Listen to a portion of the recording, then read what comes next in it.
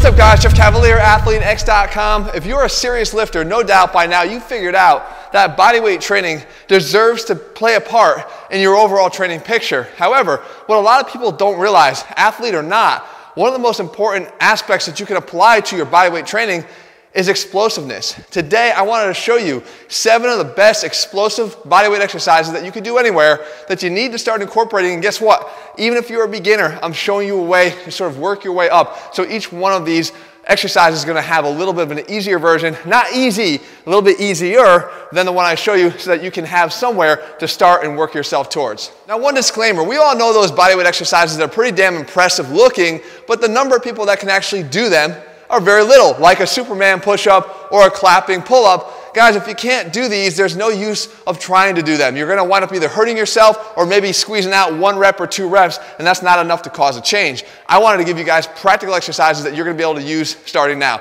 So let's get this list rolling. The first exercise up is a power plank up, and it's great for building upper body explosiveness and tying it in with your core. Remember, bodyweight exercises are almost always gonna rely on the strength of your core. This is no different. You have to get yourself from an on-toes position, on your elbows, and explode up in one move, try to land up on your hands. Again, you need the stability in your shoulders, so it's a great workout for building that, but you also need the strength of your upper body, your triceps, your chest, and of course the core strength and stability to get up here. If you can't do this just yet, don't worry. Come down onto your knees and start building up the ability to explode from there. As you get stronger, you'll be able to get up on your toes and keep the progression going. Now don't be confused by this second exercise, thinking back to that clapping pull-up.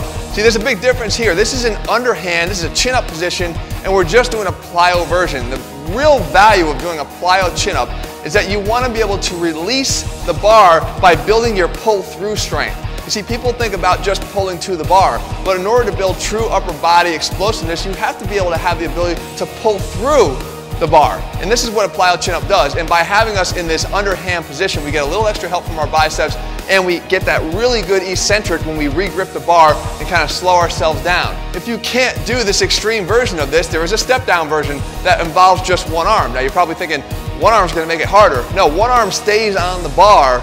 That's controlling you. You let go with the other arm, and now you're basically doing the eccentric on that one side with the assistance of the arm that's still in contact with the ground. Try it, you'll see the difference. It's a little bit easier. You're obviously gonna wanna work on each side individually until you build up the strength to be able to release the bar entirely.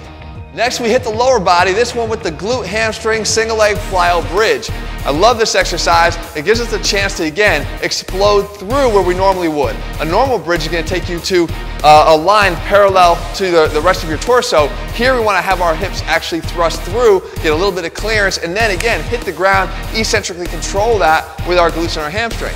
If you can't do this single leg version, you'll still work single leg, but what you do is straighten your leg out a little bit and just go for a little bit of clearance. I don't care if you just get 1 inch off the ground. What you might find though is this one's gonna target a little bit more of your hamstring, a little bit less glute. You're gonna wanna get to the point where you can let that glute take over, because we can avoid a lot of hamstring injuries if we allow the glutes to be dominant when it comes to glute hamstring tie-ins, okay? Let the glutes do most of the work and we'll start minimizing those hamstring pulls. Now let's hit the core with our pendulum plank. You get down on the ground. Again, get in a basic plank position on your elbows, and now we try to swing our feet in a big pendulum motion, far out to the left, hop up off the ground, and land on the right side, and go back and forth. Try to get as much clearance as you can without piking so much at the hips. Okay, you want to make sure that you're keeping your torso as steady as you can for that stability of your core. If you can't master this just yet, then do the swiper version of it, where you kind of use one leg at a time, bringing them back to the central midline. You sweep left, come back to the midline, sweep right. Again, now you have a 3-point plank position, so you're not just all on your forearms with nothing to support you from behind. You've always got that one leg in contact with the ground, so it alleviates a little bit of the stress on the core, but it still makes it a great exercise for you to become more explosively strong in your core. Next up, number 5 is one of the best ways we can learn to build upper body explosiveness and be able to learn how to get off the ground as fast as possible. Now, I train a lot of Major League Baseball players and infielders whose job it is to get off the ground to make a play. MMA fighters, same thing. You better not make a living laying on the ground or you're not going to be very good. But even the average guy is going to need to maintain that ability to get off the ground as fast as possible for the rest of their life, and they're going to be using a life alert if they don't. So if you want to learn how to do this, the Hannibal push-up is a great way to do this. Now, not like the Superman version I showed you before, that's a little bit showy. This is actually quite functional. You want to be able to learn how to integrate your upper body and lower body together to be moving towards getting you up as fast as possible. You could do that with this version. Try to touch your hands in towards your toes, bring everything together so that if you had to, you could pop up from there. Now, if you can't do that or coordinate it at this point, leave your hands on the ground. You're still going to get a lot of upper body work, and the act of pulling your feet off the ground is the explosiveness that we're looking for to start building that strength to allow us to make that transition to where we can get everything off the ground. Now let's build on that concept for number 6 here with our rolling squat burpee. So now we're on our back instead of on our stomach, and we still want to be able to get up explosively. So we do a rolling squat, you get right up onto your feet, and from here we keep the difficulty going by going down into a burpee and then jumping back up onto our feet and then back into the roll-up. So it's this sort of continuous progression of, can you go from your back, down to your stomach, back to your back, down to your stomach, and become explosive and command that movement. Because you need to be able to command everything you do with your body weight. That's the whole point. But making it explosive is the part that guys forget to do. We always train at a slow pace. If you think about how we train very slow and controlled, and that's good in certain applications. But in other ways, we need to be able to train ourselves to be explosive, especially when it's with our own body.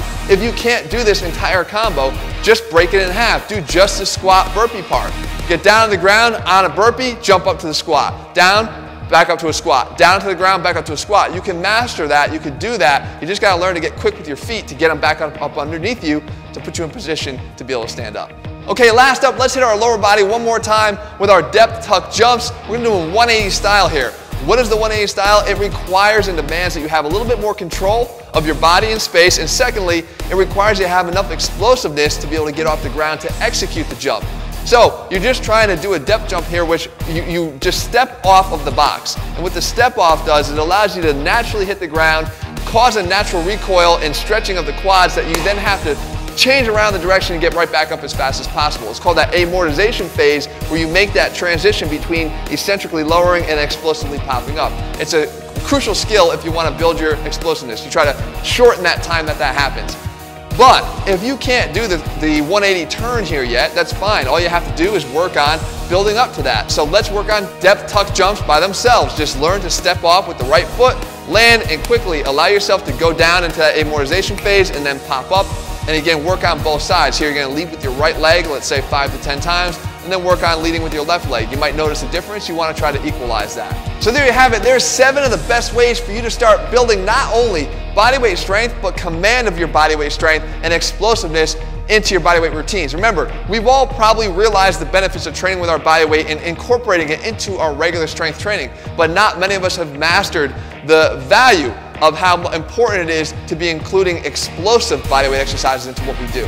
Guys, we have an entire program called ATHLEAN-X that literally requires no equipment, literally nothing at all, in order for you to get the most out of your body and using your body weight to build muscle, because you absolutely can if you start pushing yourself past your comfort zone.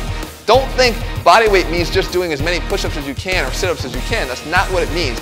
You can use your own body weight in a really challenging way, and you can start building muscle without any equipment in any environment. You can find the ATHLEAN-X program over at ATHLEAN-X.com. In the meantime, if you found this video helpful, make sure you leave your comments and thumbs up below. Let me know what else you want to see on my channel here, and I will do my best to bring it to you. All right, guys, I'll be back here again soon. See ya.